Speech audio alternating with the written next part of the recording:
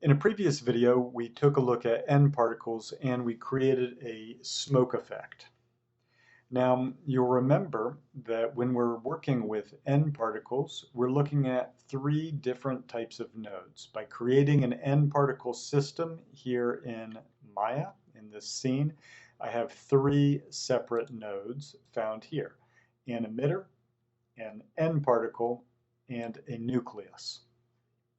Now, if we think of these three nodes as maybe an analogy to something in the real world, we might consider that the nucleus is where we set up some of the uh, world properties, such as gravity and wind.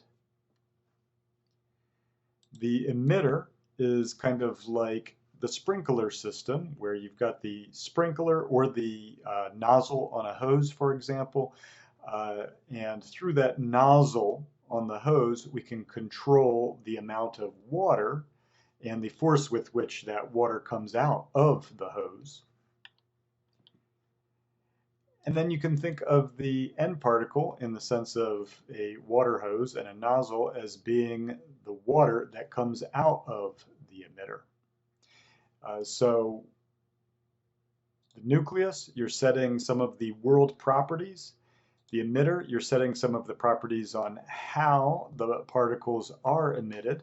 And then under the nParticle, you're setting the properties for the way that the particle looks and for the way that the particle behaves after it's been emitted. So if we quickly look at this example, we can select the nucleus, open up its attribute editor, and here you'll find that we haven't touched the gravity, but it's already set to 9.8. This particular particle system, however, has been told to ignore the gravity. That is because when we created it using the create option type of cloud. In fact, if we go to the nParticle itself, the nParticle shape node, we'll find in here, look for the property here, dynamic properties, and here you'll see that it's been set to ignore solver gravity. So that's why it's not falling after it's been emitted. That's why it's not being affected by gravity and why it's behaving a little bit more like smoke. So in the nucleus node, going back to the nucleus node, we can set gravity. We can also set the wind speed and direction, which I've done here. And in this example, that's why after the smoke is emitted and it goes up, it starts going into this direction because it's being affected by the wind speed, the wind direction, and in addition, I've added some wind noise to randomize it somewhat. Moving on to the emitter.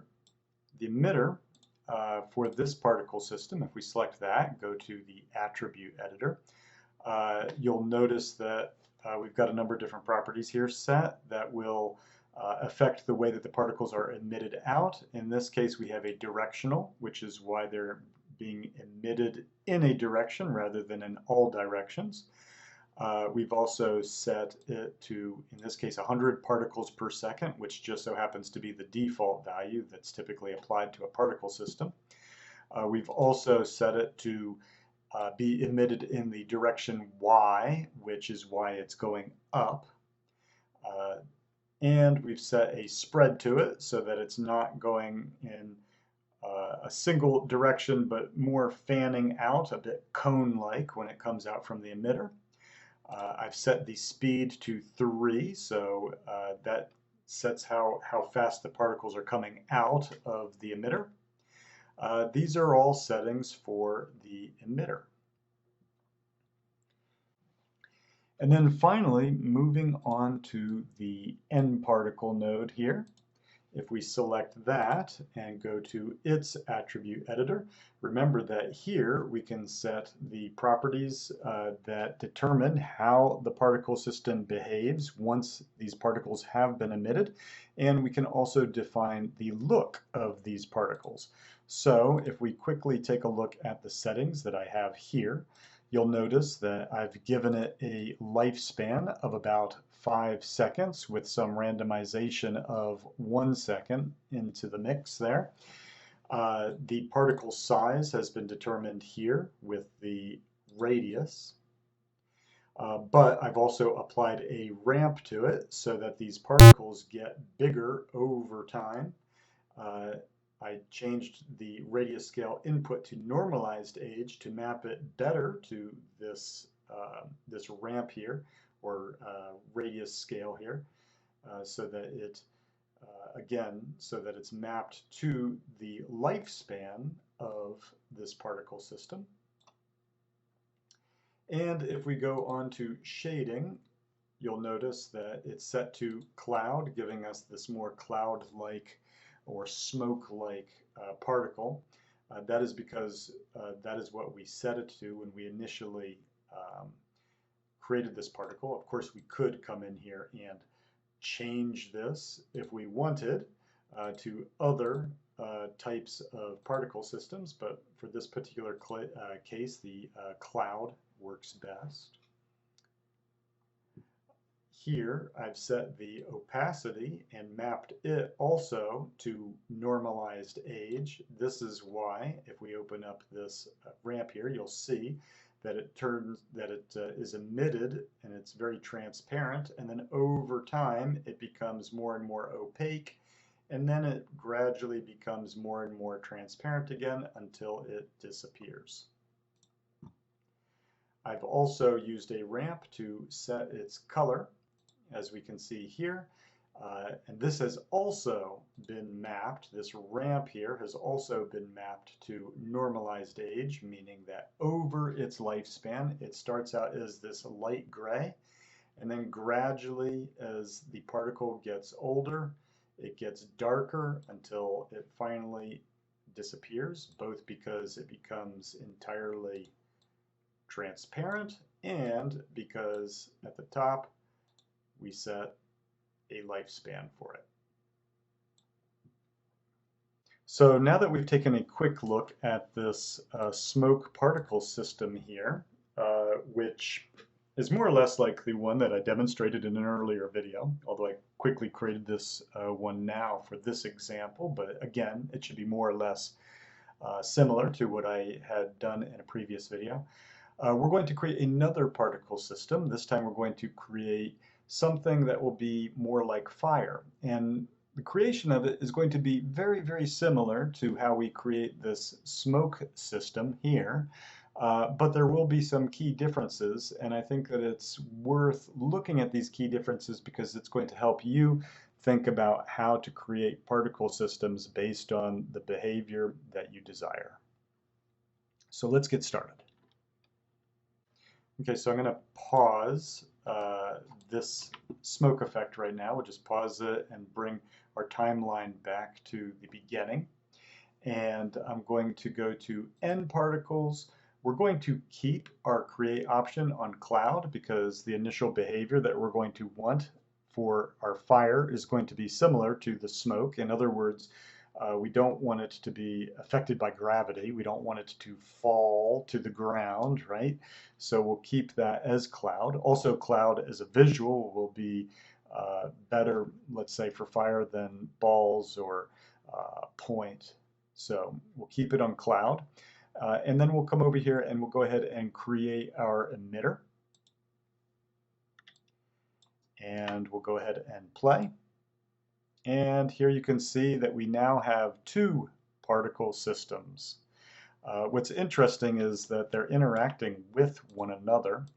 So you can see that my smoke effect is actually behaving differently than it was before. And that is because these two particle systems are sharing the same nucleus node, and they are in fact colliding with one another. That's something we're going to have to take a look at a little bit later if we want our fire and our smoke effect to work well together.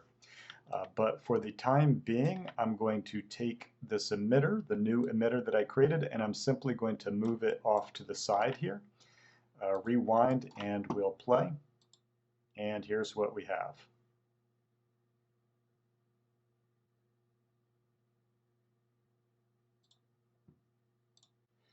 So initially, I think the first thing I'm going to want to do is make sure that my emitter is emitting on the y-axis, the green arrow here, as opposed to the x-axis, which is what's making it go off to the side. So with my emitter selected, we'll go ahead and go over to the attribute editor, and we'll change the direction from direction x of 1, we'll change that to 0, and we'll change the direction y to 1. And we'll rewind and play, and now our particle system is being emitted up. One thing you will notice, however, is that it actually, as it's being emitted up, it's then being blown in this direction by wind. And the reason for that is that it's sharing the same nucleus node as my smoke effect, which I applied wind to. If we want to temporarily disable that while we work on this fire, we can do that. I'm going to simply select the particle system here, or rather the N particle. I'll select the N particle, and we'll go to the dynamic properties of it, and I'm simply going to tell it to ignore solver wind. And now if we play this, you'll see that it's no longer being affected by the wind.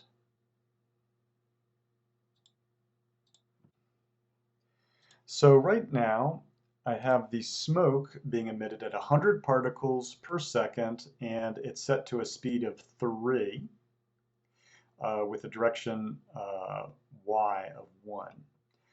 I'm going to select my second emitter, the one that's going to be creating the fire, and I'm going to actually set it to a greater speed. We'll also put some spread on it, however. Maybe a little more spread. Something like that for the time being. We might have to come back and adjust our emitter a little later. Maybe I'll want more particles. In fact, I'm going to go ahead and set more particles now. We're going to set it to 250 particles per second.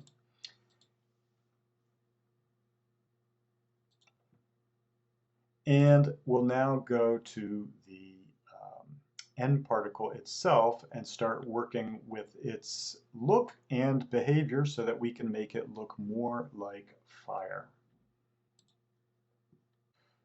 So here we are in the attribute editor now, and for the N particle itself, rather. And what I'm going to do is, like the smoke, I'm going to give my fire a lifespan. Currently, as you can see, it's set to live forever. We're going to, like the smoke, put it on random range. Now, while our smoke has a lifespan of 5 seconds with a randomization of 1, we're going to take this fire effect and we'll make its lifespan much shorter. It'll only live for, let's say, 2 seconds, and we'll see how that looks. We'll give it also a randomization, perhaps of 1, and then we'll play that and see how that looks.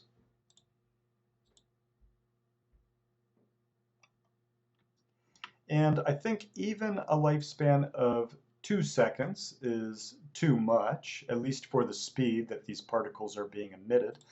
Let's go ahead and try bringing that lifespan down to 1.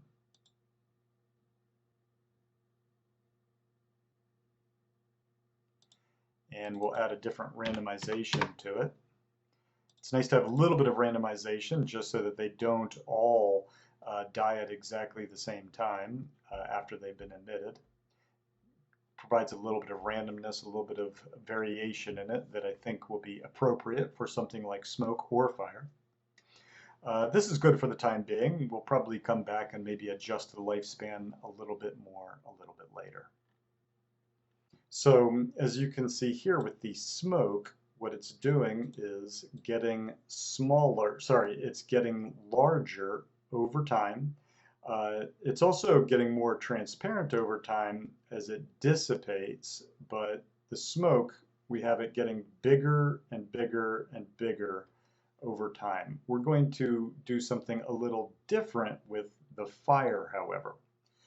So let's go ahead and select our second particle here. I'm going to pause this so that my attribute editor refreshes and has the information for our fire particle here. So like I said, we're going to play around with its size over time. The smoke, as we've already said, gets bigger over time, something like this. But we're going to kind of do the opposite with the fire. We'll make it get smaller over time, something like this. In fact, I'll play around a little bit with this shape. Maybe we'll have it start out small, very quickly get larger. We can play around a little bit with its size over its lifespan. Maybe something like, maybe something like this. One other thing I might as well point out to you while I'm in here is that right now the interpolation is set to linear. This might not make a whole lot of difference. However, if you want the interpolation to be a little smoother, you can select these individual points and then change them to spline, for example.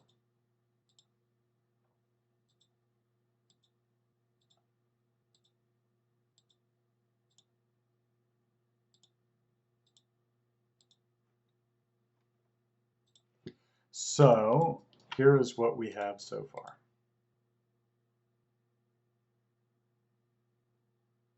Great.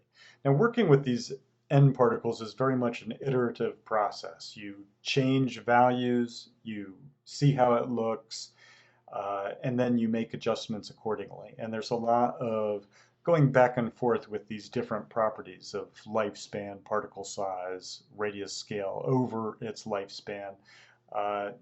Actually, I just noticed something too. This radius scale input, I have it set to age right now. I actually find that I get better results if I set it to normalized age. Didn't see a big difference there, but generally that's going to give you a better result. It better maps to the particle's lifespan. Now that we've made these changes to the particle size over time, its lifespan, we might come back to these values, but let's go and look at its shading now and start working with the color of this nParticle.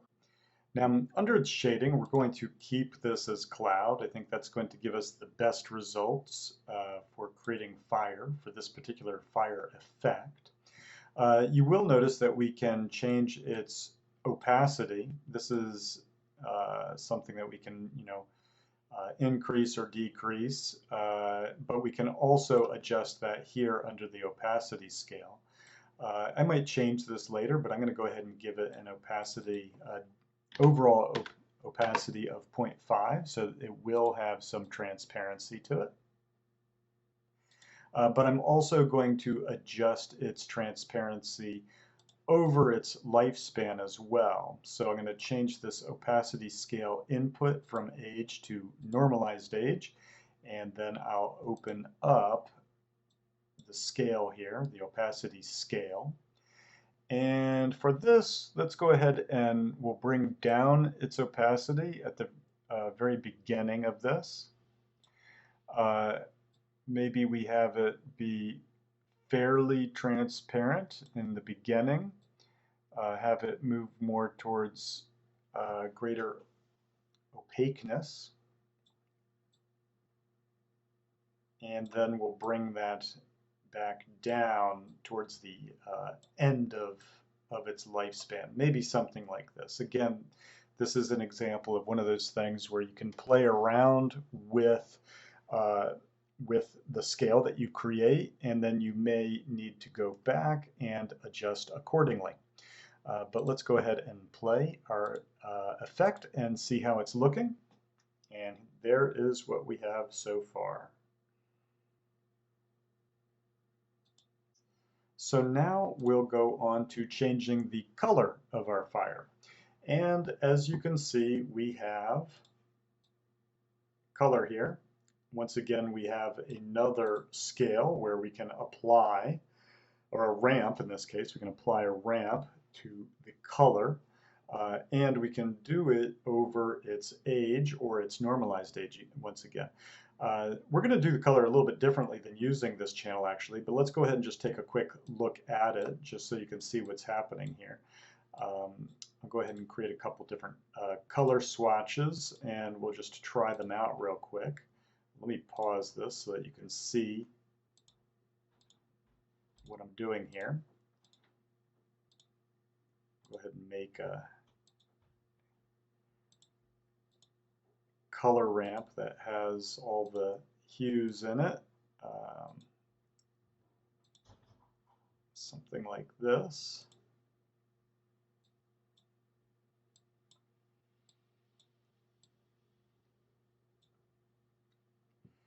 And we'll go ahead and play, take a look at it. There's what it looks like right now. Let's see if we get a difference if we change this to normalized age. Didn't really see any difference there, but like I said, you do typically get better results if you map it to normalized age. Anyway, there's the color of our fire right now. We're not going to leave it like that. In fact, for the fire, what we're going to do is we're going to give it a solid color, and in this case the color is actually going to be black.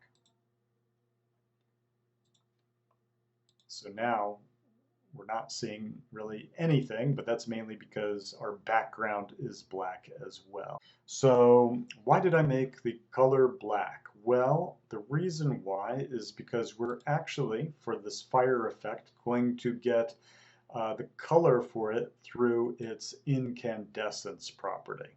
So let's go ahead and change that. We'll open up its gradient here, and first we'll go ahead and just give it a solid color and see how that looks. Maybe we'll give it a red.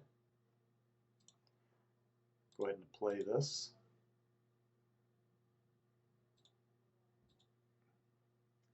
We're not seeing anything yet. We're not seeing anything yet. And I believe that is because right now it's set to constant. And we're going to change this value also to normalized age. And when we do that, you'll see that we're getting color for it. In this case, just a solid red. The color of our fire is not coming from the color channel itself, but rather the incandescence channel. Now, in fact, we don't want our fire effect to be this solid red, so let's go ahead and add a few more colors to it. We'll add a yellow, and maybe here we'll go ahead and add a black.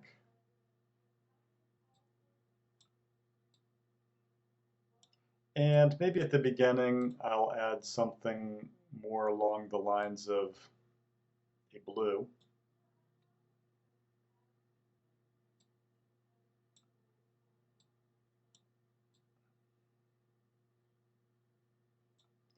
And we'll go ahead and see how that looks. Let's go ahead and play it.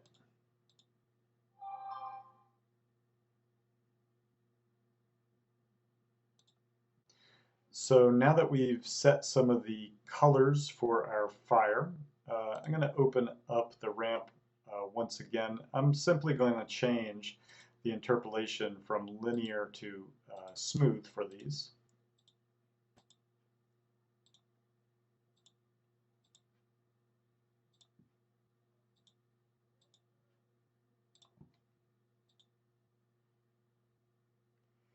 And I'm going to try this incandescence randomized to give a little bit more variation within the fire itself. You can see what happens when I scrub it.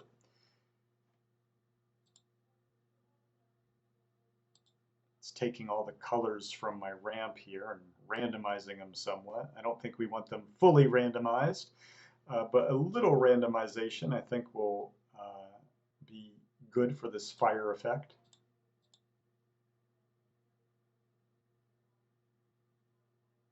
and we get something like that.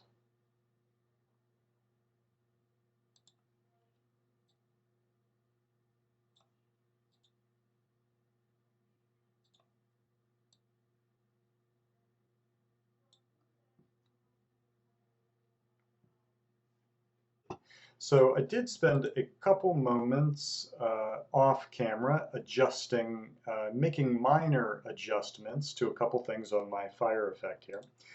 I'll point out what those things are. So I did play around with the colors here of my ramp for the incandescence property of the fire. I also set the interpolation to smooth. And on my opacity, you'll notice that I made a few minor adjustments to this scale as well. And I also applied the spline interpolation rather than the linear. So more or less, that's what I did off camera. It was probably about 2 minutes of just playing around with these values a little. And in fact, one more thing that I quickly made an adjustment to was the opacity scale randomize, which just adds a little bit of randomization for the opacity of the particles as they're emitted in my fire effect. And I think that adds a little bit of variation in there too that maybe makes it a little bit more convincing as fire. One other thing that we could do for our fire effect here is go to its incandescence. I'm going to go into the ramp here, and I'm going to select this yellow value here. Click on the selected color. We can, of course, adjust that, color shift it, and see if we like some of these other colors a little bit better. I'm going to more or less keep that the same color. But what I'm going to do is adjust the value here. Now, typically, value is a number between 0 and 1. If we darken it, we get a darker shade of this hue here. And if we increase it, obviously, we get a brighter color of this hue. Or shade of this hue. So what I'm going to do actually, even though typically we would work with values between 0 and 1, is I'm going to apply a value of greater than 1 on here. In fact, we can try, let's say, 2.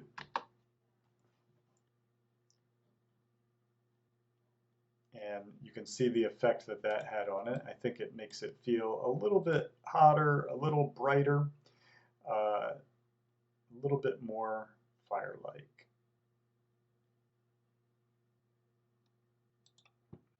So now that we have a smoke effect and a fire effect, let's see what happens when we move our fire effect back over to the position where the smoke is also being emitted.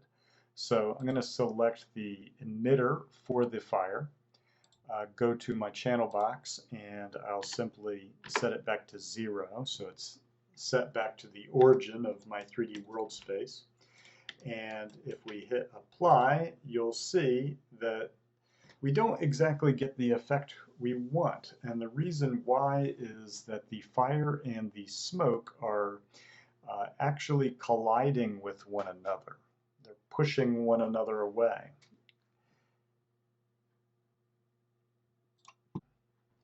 So let's see what we can do about that. I'm going to select my smoke particle here, go to the attribute editor, and what we can do is take a look at its collisions. I'm going to collapse all of these. In the attribute editor, under the nParticle shape 1 node here, you'll see that there is a section called collisions, and in fact, if we want, we can turn off collide, in which case then the smoke will not collide with the fire.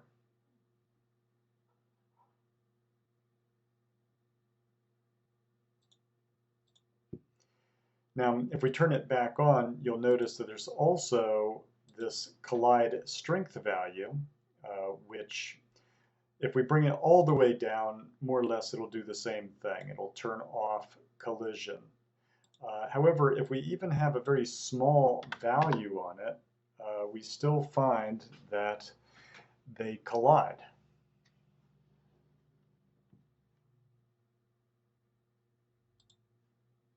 So for this particular example, I think the easiest solution is to simply turn off the collision on the smoke so that the smoke and the fire are not pushing one another away. Now, having done that, one thing I might then do is go and further adjust my smoke.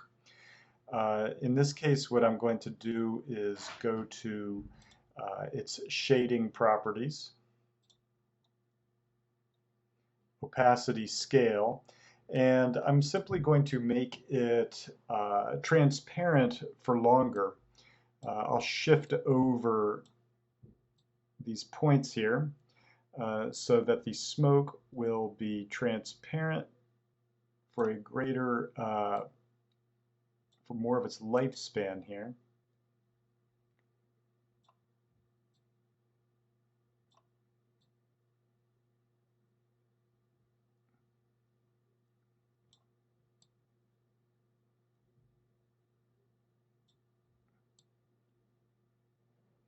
Maybe something like that.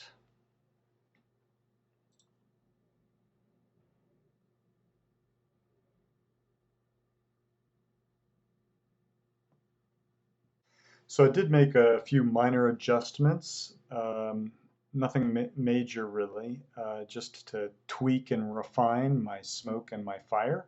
And here is the effect that I've ended up with, my fire and my smoke.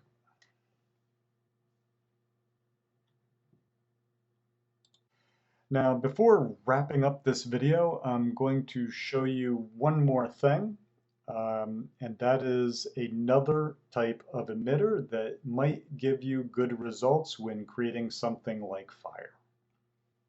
So let's take a look at that.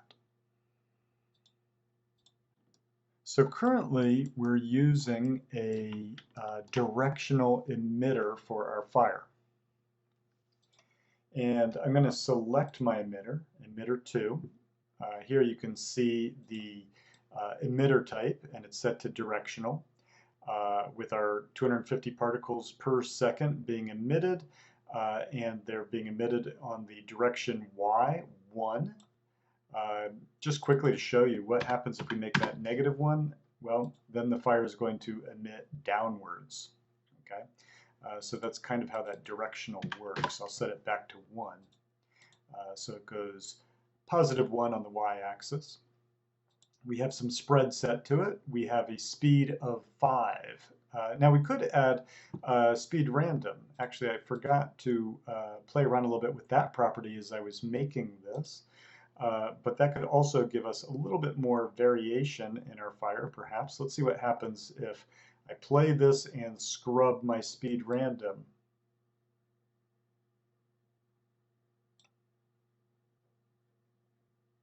In fact, we could even go to values over 10, even though it maximizes out to that. Let's say we try 50, and you'll see that that will also have an effect on it. Perhaps not the effect we want. Set it back to 10. And does that improve it? I think that it gives it a little bit more variation. Maybe I'll set it back to a value under the actual speed value here of 5. We'll set it to 3. So that we do get some variation in the speed, but not exceeding, let's say, the speed value of 5. Yeah, perhaps that gives us a little bit more variation in this effect that we might desire for this fire effect. So another type of emitter that you might have good results with, depending on the effect that you're going for, and it's one that might actually work well for this fire, is rather than a directional, we could try a volume emitter. So instead of being emitted from a exact point in 3D space, it'll emit more from a volume. Now, what it did is it created that volume, and right now it's set to cube. You actually do have some other volume emitters that you can select from. And we can take a look at those here, right here. Under the volume emitter attributes, you can see that you've got a cube, a sphere, a cylinder, cone, and torus as well. We'll try a sphere. That's not going to really affect this too much yet. You can see what it's doing here. Why is it doing this effect? Well, it's doing this because it in fact doesn't have a direction being applied to it right now.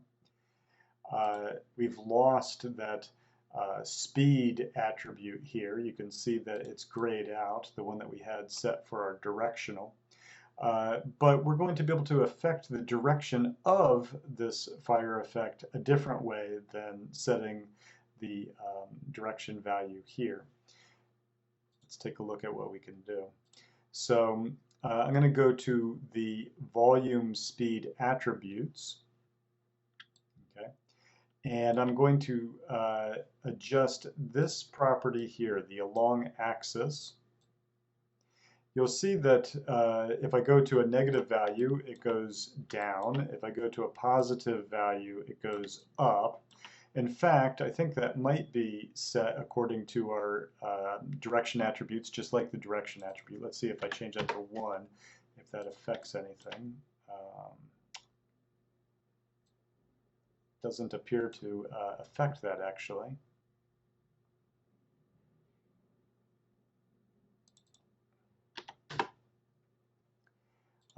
But in any case, now you can see that our fire is in fact going up, and it's being more emitted from a volume as opposed to a small point, as done with the directional emitter. Of course, one way I could change the direction that this is being emitted is simply by rotating the emitter itself.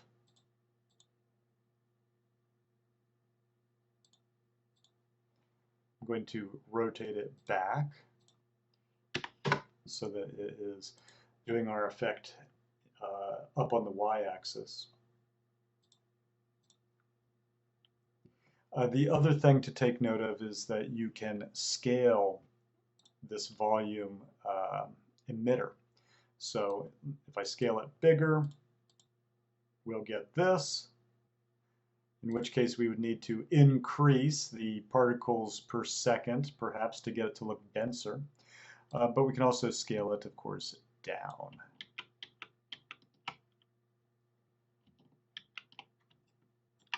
Make it smaller like this.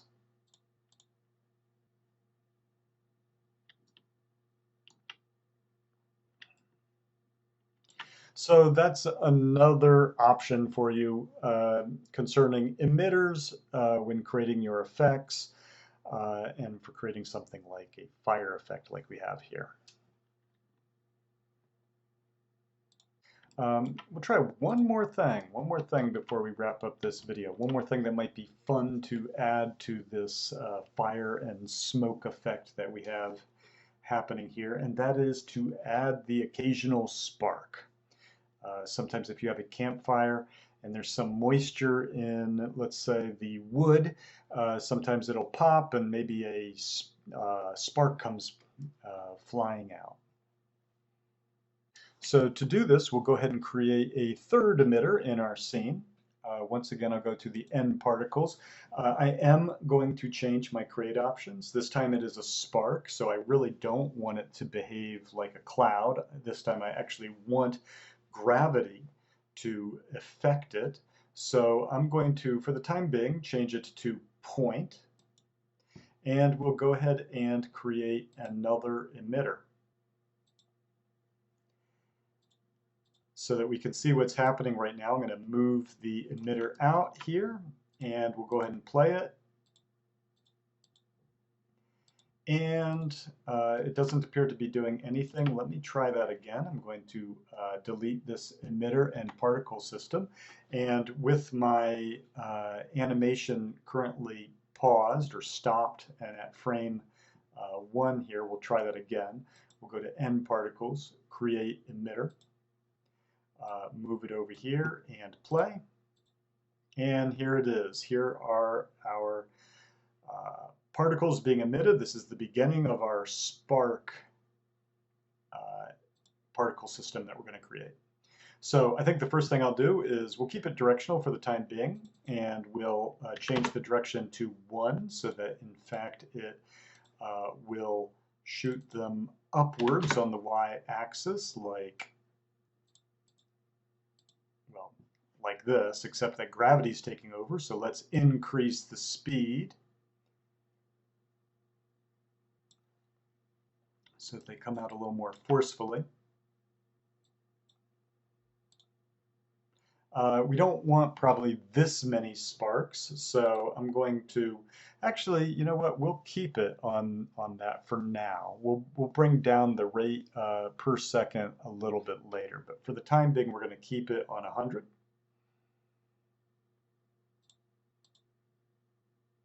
This is what we have. And we'll go over to its nParticle here and start playing around with its properties. So I think one thing actually I'll do is I'll go to my Nucleus node and I'm going to tell it to use plane. That way, when these are emitted, they'll come out and they will hit this ground surface here.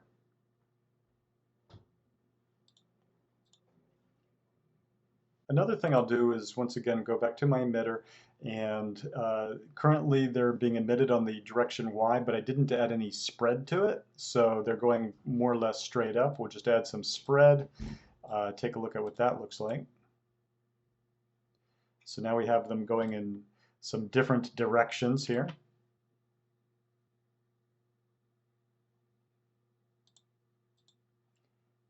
Maybe add a little more spread to it, and then we'll go to its actual particle. And we don't want them to live forever, so we'll go ahead and give them a range. We could try 3 seconds, maybe with a little bit of randomization happening in there.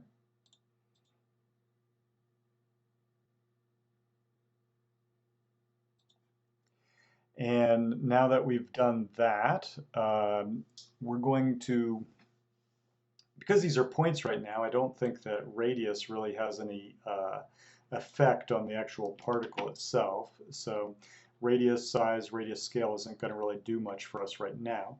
But what we're going to do is go over to shading, and instead of points, we're going to put on streak. That'll give us a nice streaking effect here. The particles will have a tail. And then we can adjust that tail if we wish. Here's the tail size, and we can make it longer, we can make it shorter, and so on. Find a nice value for it, maybe something like this, 4. We can also cause the tail to not fade or to fade more. We can change the line width of it.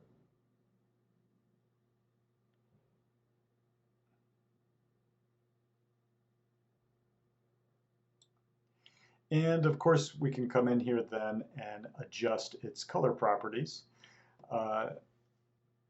Let's try, we'll try working with the incandescence again here. Again, we do have this color property. I'm going to go ahead and just make it black. And then we'll do the incandescence like we did with the fire. And I'll time that to the normalized age here. And we'll open up its ramp. And we'll give it a very nice, hot, bright red color.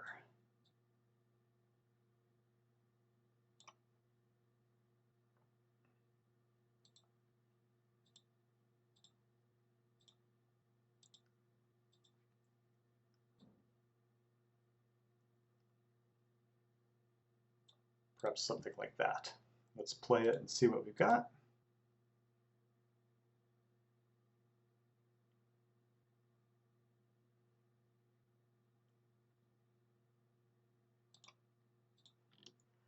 Okay, now that we have our sparks, I'm going to go ahead and take that emitter and bring it back to the origin, so it's around the fire. We'll play, see what we get here. And as you can see, once again, we're getting this effect where the particles are colliding with one another.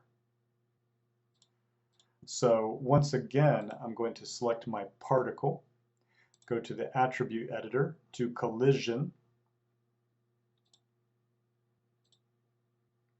and we'll tell it not to collide. And you see that that gives us a little bit better of an effect here. However, we have probably more sparks than what we really want. So let's see what we can do about that. So for this example, I'm actually going to use animation keys, and I'm going to animate the emitter.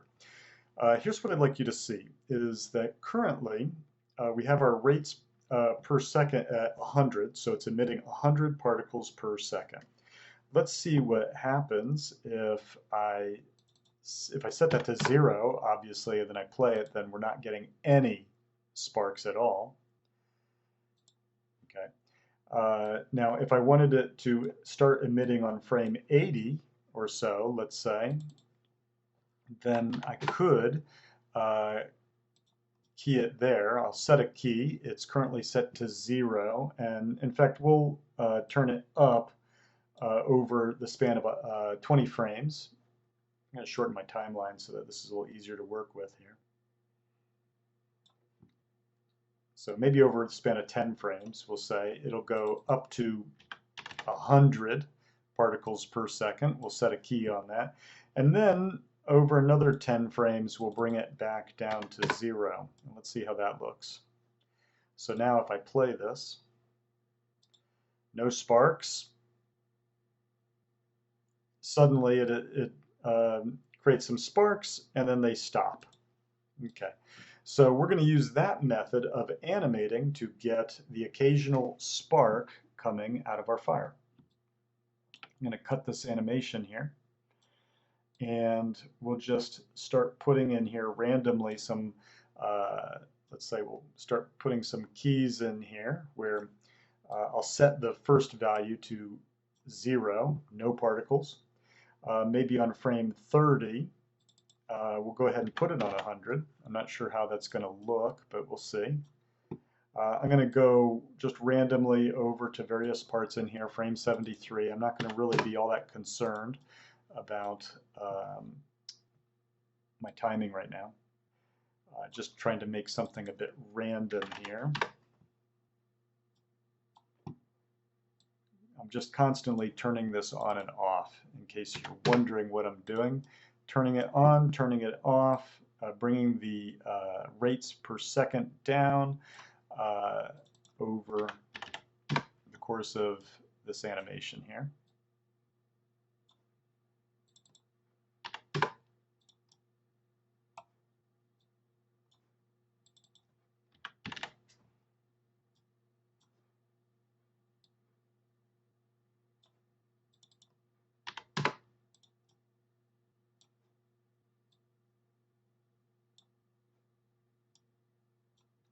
Okay, so right now this isn't going to do what we want. In fact, I'm going to have to do a little bit more work on it now that I think about it. But you'll see that we've got our sparks, and they'll be continually turning on, turning off.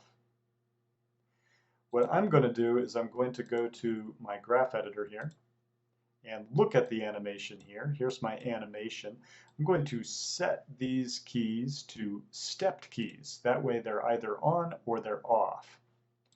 And then I'm going to simply move some of my keys around. This indicates that the effect is going to be on for a long time. I'm just going to bring that back so it's only on for like 2 frames. We'll put this on for just maybe 2 frames here.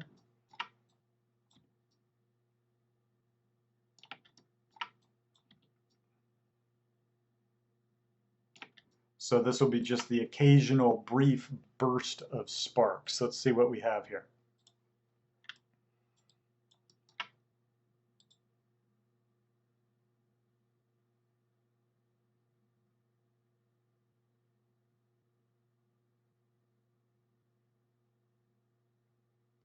So I think that's looking better. I might adjust the number of sparks, and I can again do that in my graph editor so that they're not always doing the same amount. For instance, maybe I'll bring this one down, bring this one down as well. We can even make one do more, like that, something like that. Let's see how that looks.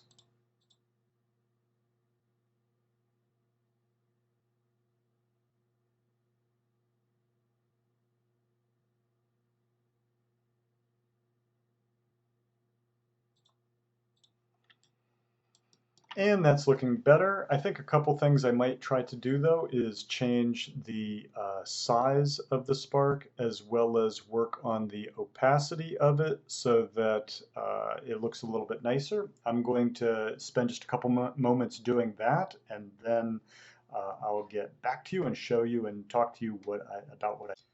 So I spent just a couple moments working a little bit more on the sparks being emitted by my fire. Nothing major, but I will tell you what I did. So I made a couple adjustments. For instance, on the collision, I added some value to the bounce. This way, when the sparks hit the ground, you'll see that there's a little bit of a bounce that they do.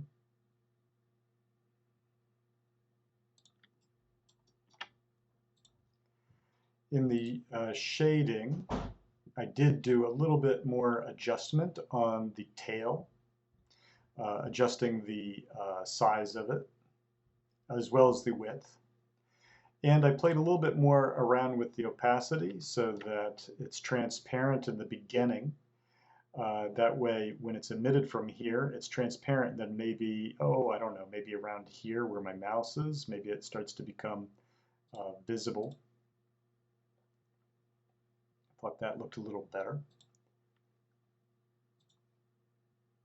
And I also adjusted the incandescence a little bit more, played around a little bit with its color, as well as adding to its value. You can see that I've added a value of 3, so I've gone above that 0 to 1 scale that you generally have there.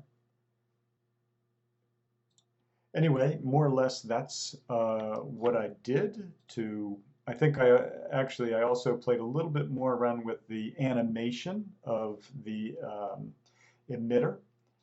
Nothing major, but I did make some adjustments, and here is my current animation here. You can see where it's emitting, where it's not emitting, and just adjusted it throughout the length of my animation here. And I also added a little bit more spread on the directional emitter here. And I think I may have adjusted the speed as well as adding a little bit of speed randomness to it.